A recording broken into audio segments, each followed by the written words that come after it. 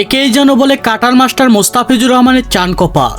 যেখানে cutter master Mostafizur রহমানকে চেন্নাই দল অবহেলা করে আইপিএল দল থেকে ছেড়ে দিল, আর সেখানে যেন কলিকাতা দলের মালিক শাহরুখ খান কাটার মাস্টার মোস্তাফিজুর রহমানকে একেবারে কোলে তুলে নিয়েছেন তারা। আর যা যেন রীতিমতো একেবারে সামাজিক যোগাযোগ মাধ্যমে ভাইরাল। হ্যাঁ দর্শক, বিস্তারিত জানুন পুরো ভিডিও জুড়ে।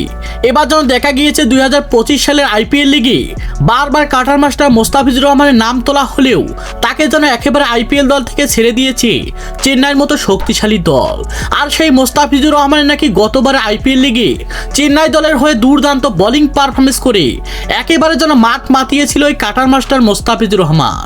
আর তাকে যেন এবারে আইপিএল লিগে একেবারে যেন অবহেলা করে ছেড়ে দিয়েছেন চেন্নাই দল।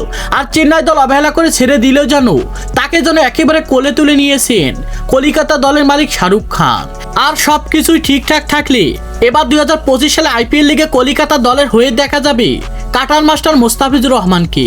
তো দর্শক, আপনারাও কি চান কাটার মাস্টার মোস্তাফিজুর রহমানকে আবারও আইপিএল লিগে? সে বিষয়ে আপনাদের গুরুত্বপূর্ণ মতামত জানাবেন আমাদের ভিডিওর কমেন্ট বক্সে। ধন্যবাদ।